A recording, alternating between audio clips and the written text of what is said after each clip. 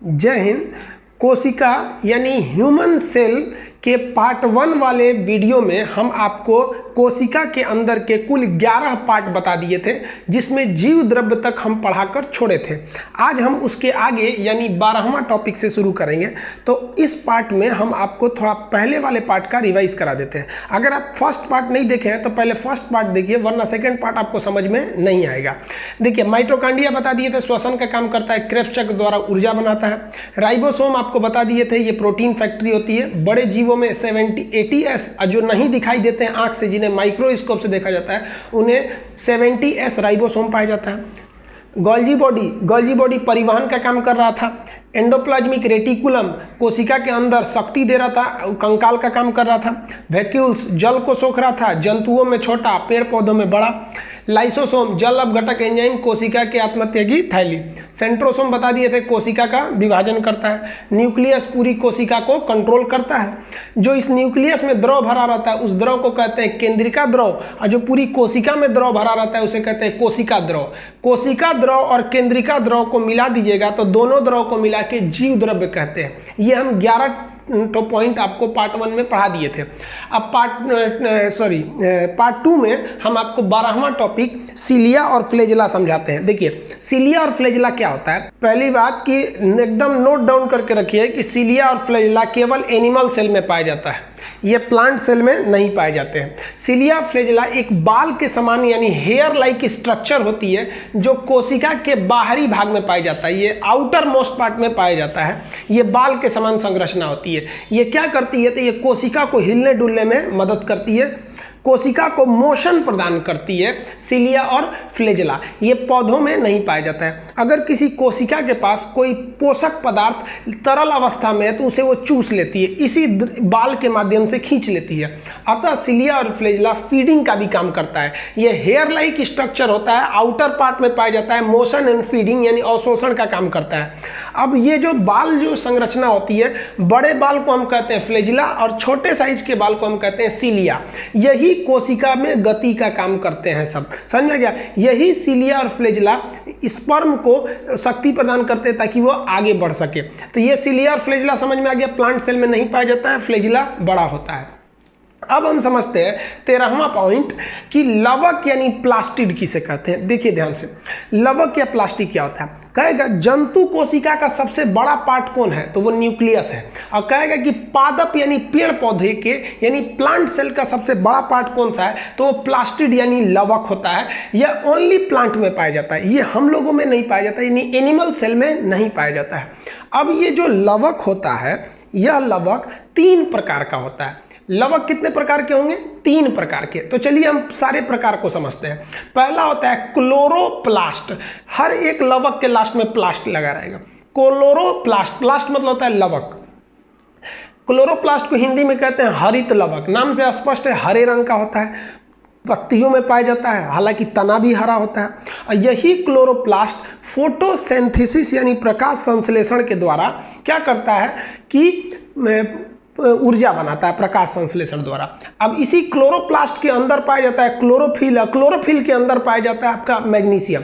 ये इसके बारे में अलग से पढ़ेंगे हम प्रकाश संश्लेषण नाम के चैप्टर में। तो अभी मेन कोशिका पे ध्यान दीजिए। तो लवक यानी प्लास्टिड की पहला प्रकार कौन सा हो गया? क्लोरोप्लास्ट यानी हरित लवक। ये पत्ती एवं तना में पाया जाता है और भोजन का निर्माण करता है। समझ गए।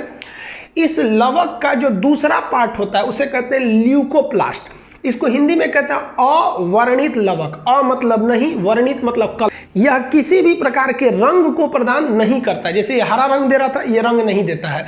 ये कहाँ पाया जाता है? बेसिकली जड़ यानी मूल में उसके पाया जाता है। क्या करता है तो ये भोजन जो क्लोरोप्लास्ट ने जो भोजन बनाया है उस भोजन को ये क्या करता है? स्टोर यानी संग्रहित कर लेता है कि आपातकाल में हम इसे खाएंगे। यानी अगर पेड़ पौधों के लिए कभी लॉकडाउन हो गया, लॉकडाउन मतलब पेड़ पौधों के लिए पतझड़ जो है, उस समय ये उस संग्रहित भोजन को खाता है। तो कहेगा कि भोजन संग्रह कौन करता है तो वो करता है ल्यूकोप्लास्ट यानी अवर्णित लवक। समझ में आ गया। अब लवक यानी प्लास्टिड का जो तीसरा प्रकार होता है, जो उसका तीसरा पार्ट होता है उसे कहते हैं क्रोमोप्लास्ट। क्रोमो मतलब होता है रंग, प्लास्ट मतलब होता है लवक, यानी वर्णित लवक। ये इसका काम क्या है, न यह भोजन बनाएगा और न ही यह भोजन संग्रहित करेगा। भोजन बनाएगा क्लोरोप्लास्ट, संग्रहित करेगा ल्यूकोप्लास्ट। अब उस संग्रहित भोजन को रंग प्रदान करेगा। भोजन दो जगह एक्चुअली संग्रहित रहते हैं, या फल के रूप में रहते हैं, तना के रूप में, और एक तीसरा पार्ट समझेंगे तो वो फलों के रूप में, तना के रूप में, जड़ के रूप में ही क्या रहते हैं, संग्रहित रहते हैं। तो ये भोजन बनाया, ये संग्रहित किया और ये उसको रंग प्रदान कर देता है। तो कहेगा क्रोमोप्लास्ट का मेन काम क्या होता है, रंग प्रदान करना। अब इसमें बड़ा फेमस आप सुने होंगे, गाजर का रंग कैरोटीन के कारण, चुकंदर का रंग बीटानोन के कारण, टमाटर का लाल रंग लाइकोपेन के कारण, फलों का पीला रंग जेंथोफिल के कारण। तो ये क्या हो गया बाबू, क्रोमोप्लास्ट। समझ में आ गया आपको। जंतु में सबसे बड़ा कोशिका का अंग न्यूक्लियस यानी केंद्रक, और पेड़ पौधों में सबसे बड़ा प्लास्टिड। कितने प्रकार का, 3। भोजन बनाया क्लोरोप्लास्ट, उसको स्टोर करके रख लिया ल्यूकोप्लास्ट, उसको रंग दे दिया क्रोमोप्लास्ट। समझ में आ गया। अब 14वां हम समझाते हैं, आप इसका जब तक स्क्रीनशॉट ले लीजिए, हालांकि पीडीएफ आपको डिस्क्रिप्शन में दिया है, पीडीएफ का लिंक, आप उसमें से भी ले सकते हैं। अब देख लिए आप। अब हम लोग समझते हैं गुणसूत्र यानी क्रोमोसोम क्या होता है। क्रोमोसोम क्या होते हैं, देखिए पहला तो हमारा शरीर की कोशिका इतनी छोटी होती है कि दिखती नहीं है। आप अगर एक सुई से, अगर इसे सुई के नोक पे निकालेंगे तो उसमें 8-10 कोशिका आ जाएंगी सब। तो एक छोटी सी कोशिका को आप लीजिएगा, एकदम कोशिका, उसको जूम करिएगा, तब आपको उस कोशिका के अंदर की ये सब अंग दिखाई देंगे।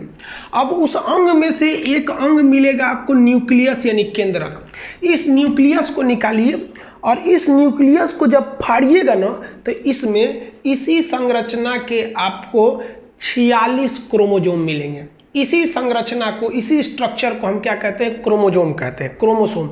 अब आपसे कहेगा क्रोमोसोम उपस्थित कहाँ रहता है, तो कोशिका के केंद्रक यानी न्यूक्लियस में। कितने रहते हैं, तो 46 रहते हैं। कितने रहेंगे, 46। जोड़ा में कहेगा तो 23 जोड़ा। अब बात आता है कि इस क्रोमोसोम के अंदर क्या रहेगा। इस क्रोमोसोम को इसे खखोर खखोर के इसको फाड़ेंगे तो क्या निकलेगा, तो उसमें निकलेगा डीएनए, आरएनए और जीन। ये एक अलग से वीडियो बनाएंगे हम आपको डीएनए, आरएनए और जीन पर। तो इतना समझ में आ गया। कोशिका में से क्या निकालेंगे, पहले केंद्रक, और केंद्रक में से क्या निकालेंगे, क्रोमोसोम। क्रोमोसोम की संख्या कितनी होती है, 46, लेकिन जोड़ा में पूछेगा तो 23 जोड़ा। देखिए अब आपके मन में एक सवाल आता होगा कि ये ससुरा, ये क्रोमोसोम करता क्या है, और दूसरा कि इसको हम जोड़ा में क्यों लिखे हैं। भैया 46 है तो ठीक है, फिर यहाँ हम ब्रैकेट में जोड़ा में क्यों लिखे हैं। तो ध्यान दीजिए, यही क्रोमोसोम हमारे पूरे शरीर का निर्माण करता है। तो शरीर के निर्माण में सबसे महत्वपूर्ण भूमिका कौन निभाता है, यही क्रोमोसोम हमारे शरीर की सबसे महत्वपूर्ण भूमिका को निभाता है। समझ में आ गया कि नहीं आ गया। अब ये जोड़ा में क्यों है, क्योंकि हमारे शरीर में ज़्यादातर चीज जोड़ा में है। देखिए एक हाथ इधर, एक हाथ इधर, जोड़ा है कि नहीं। आंख जोड़ा है, नाक में भी 2 हिस्सा है, जबड़ा भी जोड़ा है, कान भी जोड़ा है, पैर भी जोड़ा है, लंग्स भी जोड़ा है, किडनी भी जोड़ा है। मोस्ट ऑफ द पार्ट जो बॉडी के हैं वो जोड़ा में है, सिमेट्रिक है। इसलिए क्रोमोसोम को भी जोड़ा में दर्शाया जाता है। कितने जोड़े हैं, 23 जोड़ा। संख्या में पूछेगा तो 46 जोड़ा है, सॉरी 46। अब ये मेल में देखेंगे तो मेल में भी 46 और फीमेल में भी 46। अरे भाई मानव, लड़की भी मानव है, लड़का भी मानव है। मेल में जो होता है 44 + 2 46, मेल में भी 44 + 2 यानी 46। लेकिन देखिए इस 2 वाले का अंतर होता है। जैसे ये 2 जो होता है ना, मेल में रहेगा एक ठो एक्स रहेगा, एक ठो वाई रहेगा, तो मिला के तो 2 हो ही गया। फीमेल में जो रहेगा ना, दोनों एक के टाइप का रहेगा, एक्स एक्स, तो ये भी तो 2 हो गया, तो 46 हो गए सब। तो देखिए मेल और फीमेल का ये 44 जो है फीमेल में, वही मेल में भी है। इसलिए मेल और फीमेल का 90% स्ट्रक्चर सेम रहता है। मेल का किडनी फीमेल में लग सकता है, मेल का हार्ट निकाल के फीमेल में लग सकता है। मेल और फीमेल की संरचना 95% सेम है। बस जो अंतर आता है वो इसी दोनों की वजह से आता है, वो भी उनके जनन अंगों में जो अंतर आते हैं वो, तो वो किसके वजह से हो जाते हैं, इसी 2 क्रोमोसोम की वजह से। तो कहेगा कि मेल में क्या होगा तो एक्स और वाई, फीमेल में क्या होगा एक्स और एक्स। इसके बारे में देखिए, ये जो 44 है ना, इन्हें हम कहते हैं ऑटोसोम, और ये 2 है इन्हें कहते हैं ऑलोसोम। इसके बारे में हम आपको डिटेल से समझाएंगे अर्धसूत्री विभाजन यानी मियोसिस, और वहाँ समझाएंगे लड़का लड़की कैसे बनते हैं, कैसे कोई हिजड़ा यानी किन्नर हो जाता है, जुड़वा कैसे पैदा हो जाते हैं, वहाँ हम इस चीज़ को समझाएंगे। तो आप समझ सकते हैं गुणसूत्र आप समझ गए होंगे। क्रोमोसोम क्या होते हैं, कहाँ पाए जाते हैं, केंद्रक में। जोड़ा में क्यों दर्शाया जाता है आप समझ गए। इसका आप एक स्क्रीनशॉट ले लीजिए, डिस्क्रिप्शन में PDF है बाबू, आप डिस्क्रिप्शन में जाइए, आप वहाँ से PDF डाउनलोड कीजिए। आप कमेंट कर रहे हैं कि सर PDF नहीं मिल रहा है, PDF नहीं मिल रहा है, आप डिस्क्रिप्शन में देखिए, वहाँ PDF दिखा हुआ है, आप वहाँ से PDF लीजिए। अगर यहाँ स्क्रीनशॉट नहीं ले पा रहे हैं तब अब आगे हम समझते हैं इसके आगे। देखिए, अब आप कोशिका में सुने होंगे कि कोशिका को कई लोग कहते हैं कि सबसे छोटा अंग है, ये गलत है। कोशिका सबसे छोटा अंग नहीं है। अगर कोशिका सबसे छोटा अंग होता, सेल सब स्मॉलेस्ट पार्ट होता, तो फिर तो उसके अंदर केंद्रक है, इंडोप्लाज्मिक रेटिकुलम है, गोल्जी बॉडी है, माइटोकॉन्ड्रिया, ये सब है, सब ये ना छोटे हैं सब। कोशिका सबसे छोटा तो आपका राइबोसोम होगा। अगर कोई कहता है कि कोशिका सबसे छोटा अंग है तो गलत है। कोशिका जो होता है वो सबसे छोटी इकाई यानी यूनिट होती है। अब ये सबसे छोटी यूनिट यानी इकाई क्या है भैया, अब ये यूनिट में प्रॉब्लम आ जाएगा। यूनिट किसके कहेंगे, किसे कहेंगे इकाई क्या है। तो देखिए, शरीर का सबसे छोटा इकाई का मतलब होता है कि शरीर में जो जो चीज़ों की ज़रूरत है वो सारे के सारे चीज़ों को कौन सा ऐसा पार्ट है जो अकेले कर सकता है। तो शरीर का सबसे छोटा उस पार्ट को बताइए जो हर एक काम अकेले कर सकता है, जो हर एक काम अकेले कर सकता है, उसे क्या कहते हैं, यूनिट कहते हैं। अब आप बताइए, दिल जो है केवल धड़केगा, सांस थोड़ी ले सकता है। लीवर एब्जॉर्प्शन करेगा, लीवर को कह दीजिएगा प्रोटीन बनाने के लिए, बनाएगा नहीं बनाएगा। तब वैज्ञानिक दिमाग लगाए सब कि सबसे छोटा पार्ट पता करो जो सारे काम को कर सकता है। तब मिला कोशिका यानी सेल। यह सेल अपना सारा काम खुद कर सकता है। ऊर्जा बना लेगा माइटोकॉन्ड्रिया के द्वारा, प्रोटीन बना देगा राइबोसोम के द्वारा, परिवहन कर देगा गोल्जी बॉडी द्वारा, अपने को मजबूती दे देगा ER के द्वारा, जल को रोक लेगा वैक्यूल्स द्वारा, अपने अंदर पाचन और सफाई कर लेगा लाइसोसोम द्वारा, खुद के क्षतिग्रस्त अंगों को ठीक कर लेगा, पुनर्निर्माण कर लेगा सेंट्रोसोम के द्वारा, अपने आप को कंट्रोल कर लेगा, इसका खुद का ब्रेन होता है न्यूक्लियस, ये बना लेगा। तो ये सारा काम खुद कर सकता है। इससे छोटा कोई दूसरा अंग जरूर है सब, लेकिन वो अंग सारे के सारे काम खुद नहीं कर सकते हैं। अतः सबसे छोटी इकाई कोशिका। अब जैसे राइबोसोम को ही ले लीजिए, सबसे छोटा अंग राइबोसोम, लेकिन क्या राइबोसोम ऊर्जा बना सकता है, नहीं। ऊर्जा जब भी बनाएगा माइटोकॉन्ड्रिया। क्या माइटोकॉन्ड्रिया कोशिका विभाजन कर सकता है, नहीं। जब भी करेगा तो सेंट्रोसोम करेगा। तो वह सबसे छोटा अंग जो सभी कार्यों को कर सकता है उसी को कहते हैं इकाई यानी यूनिट कहते हैं। तो इस शरीर की सबसे छोटी इकाई कौन सी हो गई बाबू, तो वो हो गई कोशिका। लेकिन कोई कहता है कि सबसे छोटा अंग कौन सा है, तो उसके मुंह पे ये वाला वीडियो मार दीजिएगा कि भैया सबसे छोटा अंग कोशिका नहीं है, ये सबसे छोटी इकाई है। समझ में आ गया। इसका एक स्क्रीनशॉट लेना है तो ले लीजिए, फिर अभी आगे समझाते हैं आपको कोशिकाओं के प्रकार। देखिए, बहुत से लड़कों को प्रॉब्लम होता है कि कौन सा चीज प्लांट सेल में पाया जाता है, कौन सा चीज एनिमल सेल में पाया जाता है, और कौन सा चीज दोनों में पाया जाता है। तो एक सिंगल स्लाइड इसको देखिए, इसमें आपका हर एक चीज दूर हो जाएगा। जो प्लांट जो केवल एनिमल यानी जंतुओं में पाया जाता है इधर लिख दिए इस सर्किल में, जो केवल पेड़ पौधों में पाया जाता है इधर है, जो दोनों में है उसको ग्रीन लाइन के अंदर रख दिए। ये बाबू, जो जंतु यानी एनिमल सेल होता है ना, वो छोटा होता है और उसका आकार गोल होता है, छोटा और उसका आकार गोल होगा। और जो पादप कोशिका होती है वो बड़ा होती है और चपटी चौकोर आकार की होती है, उसका आकार चौकोर होता है। जो जंतु की कोशिका होती है उसका जो वैक्यूल्स होता है, जो जल रखने के लिए वैक्यूल्स होता है, वो छोटा होता है, जबकि पादप कोशिकाओं का जो वैक्यूल्स होता है जल रखने के लिए वो बहुत ही बड़े साइज का होता है। तो ध्यान से देखिए, ये तीन चीज ऐसी हैं जो इसमें है और इसमें भी, ये बस थोड़ा सा का अंतर है। जैसे ये छोटा, ये बड़ा, ये गोल, ये चौकोर, इसका वैक्यूल छोटा, इसका वैक्यूल बड़ा। अब कुछ ऐसी चीजें देखते हैं जो केवल जंतुओं में ही पाया जाता है, वो हो गया सिलिया और फ्लैजेला। हम आपको बताए थे कोशिका के बाहर जो बाल समान संरचना होती है उसे सिलिया और फ्लैजेला कहते हैं। और साथ ही साथ लाइसोसोम, लाइसोसोम केवल जंतु यानी एनिमल सेल में ही पाया जाता है, पादप सेल में नहीं पाया जाता है। समझ में आ गया। इसको आत्महत्या की थैली कहते हैं। समझ में आ गया। अब कुछ ऐसे चीज देखते हैं जो केवल पादप यानी प्लांट सेल में पाए जाते हैं, वो एनिमल सेल में नहीं पाया जाएगा। जैसे सेलवाल कोशिका भित्ति आपको पढ़ा दिए हैं, ये सेलुलोज का होता है। दूसरा प्लास्टिड, केवल और केवल प्लास्टिड किस में पाया जाता है, पेड़ पौधों में। प्लास्टिड 3 प्रकार का होता है, जिसका सबसे महत्वपूर्ण जो प्लास्टिड होता है वो कौन सा प्लास्टिड होता है बाबू? वो होता है क्लोरोप्लास्ट, जो भोजन बनाता है। तो ये 3 चीज याद रखिएगा। ये केवल और केवल किस में पाया जाएगा? प्लांट यानी पौधों में पाया जाएगा। और ये 3 चीज केवल एनिमल में पाया जाएगा। और ये जो 3 चीज है ये हल्का सा चेंजिंग है इसमें। अब हम देखते हैं कि वह कौन सा चीज है जो दोनों में ही पाया जाता है। तो पहला हो गया कोशिका झिल्ली यानी सेल मेम्ब्रेन। भैया कोशिका के सभी अंग पहले एक झिल्ली में रखना पड़ेगा ना, तो कोशिका झिल्ली हो गई, वो दोनों में हो गई।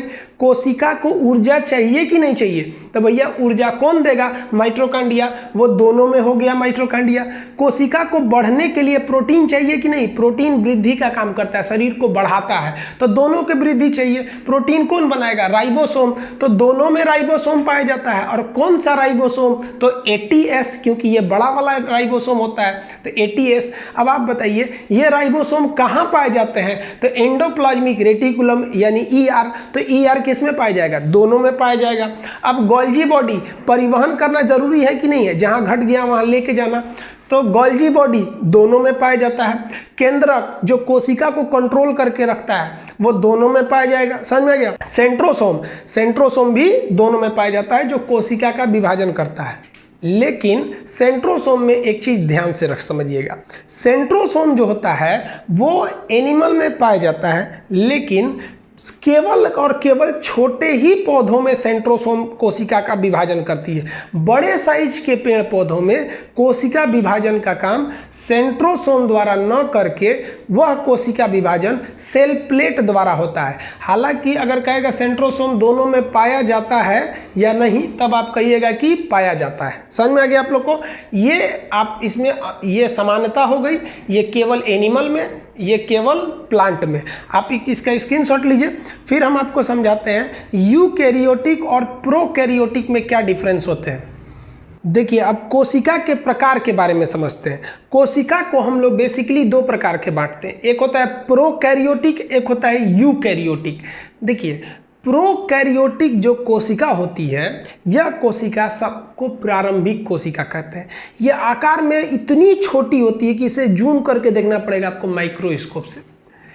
इस कोशिका के अंदर केवल जो मुख्य अंग हैं बस वही पाए जाते हैं, न कि सारे अंग पाए जाते हैं। 3-4 मुख्य अंग पाए जाएंगे, बाकी नहीं पाए जाते हैं इन कोशिकाओं में।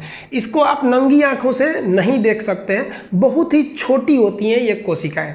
इसका एग्जाम्पल नील हरित शैवाल, छोटे आकार का शैवाल होता है, नील हरित शैवाल होता है। तो ये आप इसे नंगी आंखों से नहीं देख सकते हैं, तो उसे हम क्या कहते हैं? प्रोकैरियोटिक। अब एक होता है यूकैरियोटिक। यूकैरियोटिक जो कोशिकाएं होती हैं ये पूरी तरह से विकसित होती हैं, ये बहुत बड़े जीवों में पाई जाती है। अब इसका 2 भाग हो जाता है, एक होता है जंतु कोशिका यानी एनिमल सेल, एक होता है प्लांट सेल यानी पादप कोशिका। इन दोनों में हम आपको अंतर पूरी अच्छे तरह से समझा दिए हैं। अब हम आपको मेन अंतर समझाएंगे यूकैरियोटिक और प्रोकैरियोटिक के बीच में। तो पहले ये बताइए आप लोग क्या हैं, प्रोकैरियोटिक या यूकैरियोटिक? है भाई यूकैरियोटिक होंगे। इसको कैसे याद रखिएगा? यू यानी सब लोग, यू ऐसे आदमी कहते हैं ना, यू स्टैंड अप ऐसे, तो यू इसे याद रखिएगा, हम सब ऐसे यू। तो यू से हो गया यूकैरियोटिक, इधर हो गया प्रोकैरियोटिक। हम आपको यूकैरियोटिक पूरा कंप्लीट पढ़ा चुके हैं, एनिमल सेल और प्लांट सेल में अंतर भी स्पष्ट करके। समझ में आया ना? अब हम बस आपको यहाँ दोनों में अंतर करा देंगे, आप अच्छे से समझ जाएंगे। आप एक इसका स्क्रीनशॉट ले लीजिए। देखिए अब हम लोग मेन अंतर समझते हैं प्रोकैरियोटिक और यूकैरियोटिक के बीच में।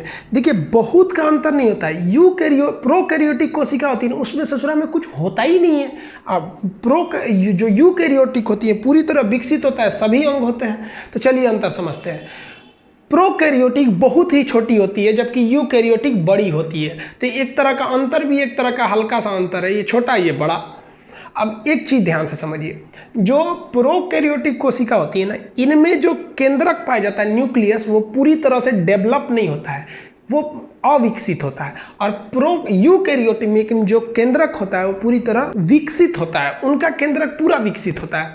और दूसरा सबसे बड़ा अंतर जो होता है ना, जैसे मान लीजिए कोई सेल है, इसमें ये न्यूक्लियस है, तो हमारा जो यूकैरियोटिक में हम लोग आते हैं, ये न्यूक्लियस एक कवर द्वारा ढका हुआ है, लेकिन ये ससुरा प्रोकैरियोटिक का जो न्यूक्लियस है ना, इसे छितराया हुआ रहता है, ऐसे छितरा गया है। तो न्यूक्लियस के अंदर जितना सब सामान है ना, उसी में पूरा कोशिका में ऐसे घूम रहा है।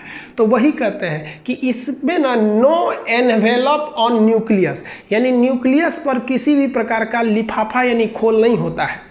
जबकि हम लोग जो विकसित कोशिका वाले हैं, हमारी कोशिका के बाहर एनवेलप यानी एक लिफाफा पाया जाता है, जिससे कि कोशिका के अंदर की चीज बाहर नहीं जा पाते हैं। समझ में आ गया?